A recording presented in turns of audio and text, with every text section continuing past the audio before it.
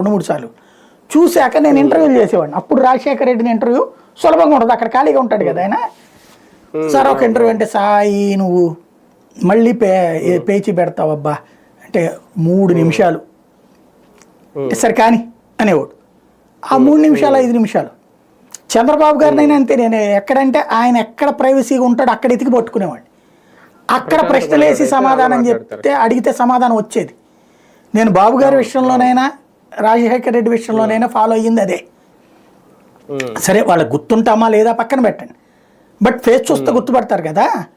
ఆ తర్వాత ఇతను ఇంకొంచెం ఇప్పుడు ఎట్లా ఉంటుందంటే పక్కన ఉన్నప్పుడు నాయకుడే చెప్తారు వాళ్ళకి, మన పేరు తెలియకపోయినా సరే రాజకీయ నాయకుడు తెలివితే ఎట్లా ఉంటాయి.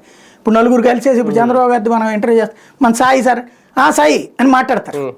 రాజశేఖర రెడ్డిదైనా అంతే, ఏదో మనం అనుకుంటాం మన పేరు వాళ్ళకి బాగా మైండ్లో ఉందనుకుని అంత ఉండకపోవచ్చు. బట్ మనం మనకే ఆ బుర్ర ఉండాలి. మనకు కావాల్సింది జర్నలిజం ఫీల్డ్లో మనం ఎక్స్క్లూజివ్ ఏం చేసాం అట్లాగా చూశాను. అంటే జగన్మోహన్ రెడ్డి ఇప్పుడు ప్రెస్తో ఇంటరాక్ట్ అవ్వడం కూడా అంత ముఖ్యం నేను అంటోంది అది. ప్రెస్తో ఇంటరాక్ట్ అవ్వడం, వాళ్ళతో కూడా మాట్లాడటం, కార్యకర్తలతో పాటు అనేది కూడా చాలా ముఖ్యం. అది బాగా దృష్టిలో పెట్టుకోవాలి.